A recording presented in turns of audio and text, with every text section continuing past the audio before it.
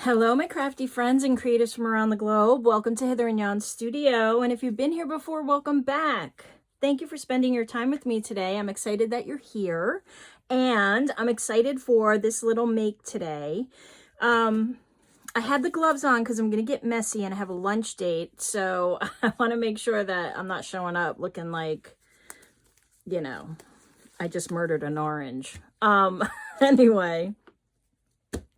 Today, I'm thinking ahead for the mini junk journal, and I want to make some what looks like vintage tape, like old age tape. I have some here that I've been using, but I'm running low, so I want to use some of this in that mini junk journal, and I thought I'd just go through a quick make. There's a lot of people who've made this. There's a lot of videos out there.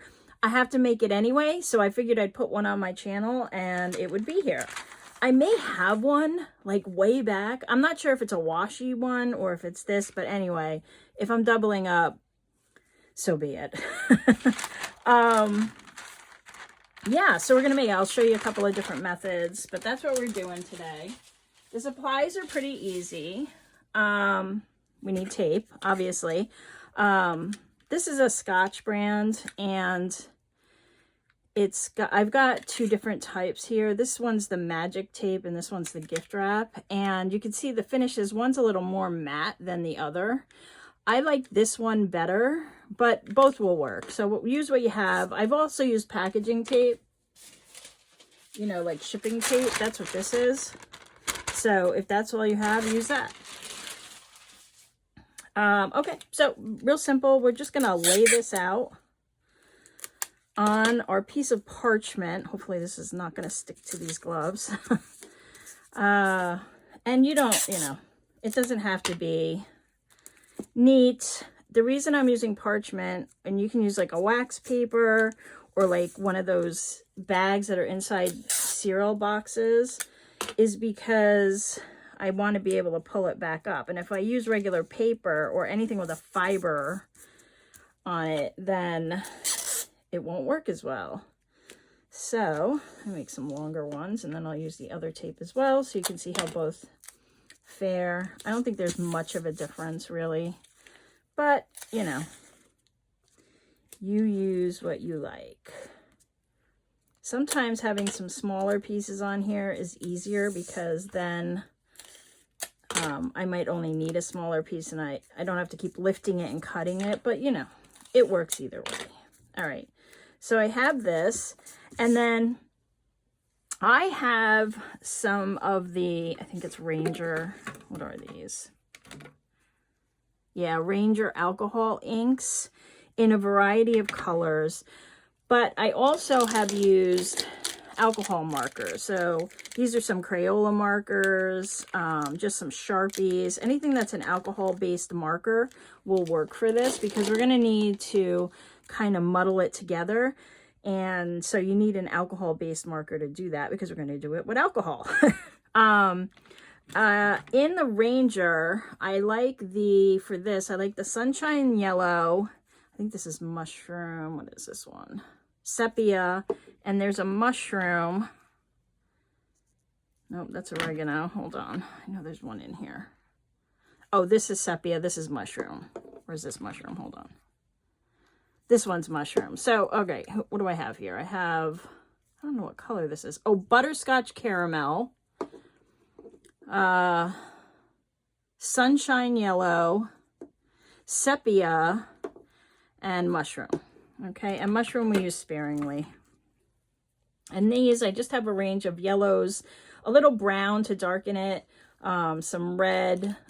We'll see what goes. Some of these are juicier than others, so that's why I have a variety of them. Oh, and I need this. I have my little dauber that I kind of mix it up with, and I have a squirt bottle of alcohol-based ink, and I think I have a video on my channel somewhere about this, but basically to make this, all I did was I took one of these old Crayola markers, or you can go get a new set for $1 or whatever, get them at the dollar store, and then you get a set of pliers and you pull out this this ink felt piece that they ink up, excuse me, for these markers, and you put it in the bottle and then you add alcohol to it and you just keep it. These get really vivid over time.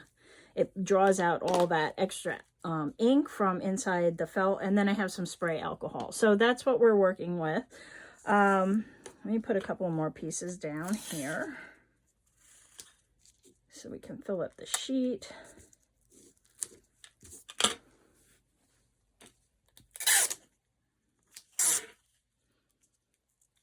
Yeah, and then I just keep it, you could hang it once it's done. You can fold it in half. You can roll it up, you know, and store it so that it's out of the way. So it's another reason why the parchment works so good. Okay, so let's get to making and stop talking so much. I'm going to start with this sunshine yellow, and I'm going to go right in the center and just put a couple of drips and drops here and there. All right, I'll reserve some of these for the markers. And then this is the sepia. You can see that it's already starting to take shape. See how it's starting to kind of move out, but once we add the alcohol, it starts to really go crazy. So, and then this is the mushroom. So I'll just put a little. And the caramel butterscotch. And this one you could probably just use by itself. You don't need to mix. I like the variegated colors that I get when I use a bunch of different ones. So let's start here. Okay, that can just sit there for a minute. And now down here, I'm gonna use some of these markers. So I'm just gonna kind of randomly scratch around. And don't worry if it gets under your tape, because you can always glue down your tape when you're actually using it in your project. Not a big deal. This one's a really good color for this. Is it going to tell me a color? I don't think Sharpie does. Nah. This one's a Sharpie, but this by itself too makes a good tape if all you have is like one color. And then get this yellow.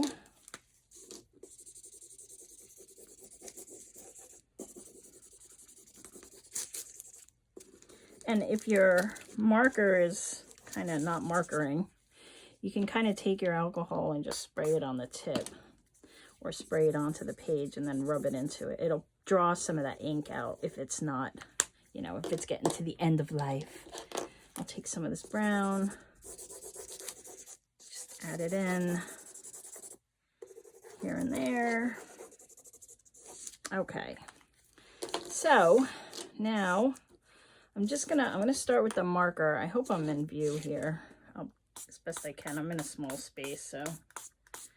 And I'm just gonna spray some of that alcohol. Now I will say, you wanna do this in a ventilated area, obviously. It's alcohol, it's a solvent, I guess. I don't know, I'm not a chemist. But anyway, it's very strong. And especially, I know this because my daughter had asthma for years, and I had asthma when I was little. The alcohol will actually make asthma, you know, more active. I don't know what the word is. I'm also not a doctor.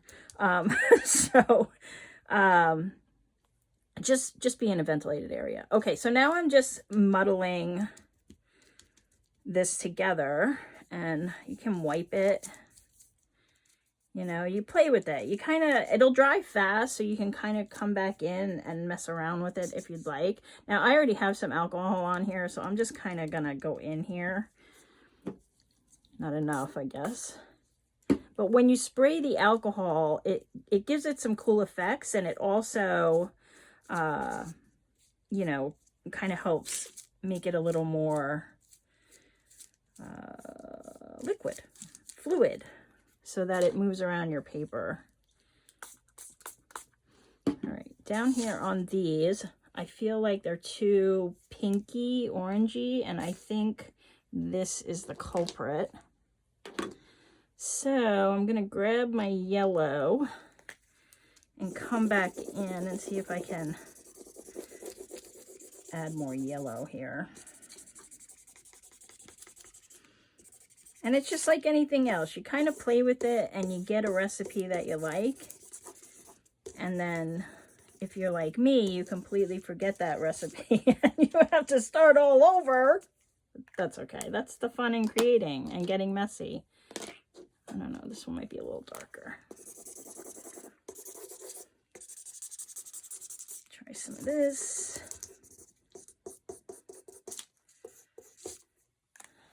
Alright, and now I have some of this, so I can bring that down here.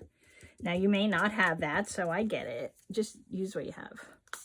Try it with colors by themselves, and then try mixing different ones in different areas. And just keep going back in until you get something that you really like. This one's too dark for me, so I'm going to pull some of that back. But you see what it's doing? It's kind of seeping under the tape. It's giving it kind of a really good look. So take some of this brown and bring it down here. And I think, where's the yellow? Just want to put a little more yellow here on these. Let's see what that gets me. Yeah. So I would say, like, if you are going to go out and purchase the alcohol inks specifically for this, the butterscotch and the lemon sunshine or yellow, sunshine yellow are probably your best bets. Or a version of that in whatever your brand is, whatever you want to buy. And that's it. And so you can also just use like a makeup sponge or those cotton rounds that you can get at the dollar store to kind of do this. And it dries really quick. You see it's drying in real time because alcohol just evaporates. Which is why, more importantly, you need to be in a ventilated area because, I'm trying to find somewhere to put this down, because, you know, those fumes are everywhere. And so I'll try to get this so it's not in the ring light, but you can kind of see, I have some overhead lights too, so I can't completely eliminate the light, but you can kind of see how you get different looks to this. It's really simple and it dries super fast, so when it's all dry, you can just store it away. You can also just come back in even after it's dry and just wipe some of that away if you have some alcohol still on your sponge, or make it darker in places that maybe you want to try to get a darker look. And if I come into this later and I don't like it, I can just keep adding inks or removing inks with the alcohol, and yeah, just play with it until I get something I like. And then we can put it on a page. I'll just grab a page quick so you can kind of see the effect. Get some of this that's dry. And never, okay, let me just take a page out of here, but you guys will get the effect. This looks really good when you've kind of have a piece and you know, get it all messed up and maybe add a little ink, you know, on the edges that looks like, you know, it's torn and kind of left and whatever. Like so. And then we can just take a piece of this tape, which may or may not be here with me. Oh, here we go. Okay. And then I'm going to waste this whole piece.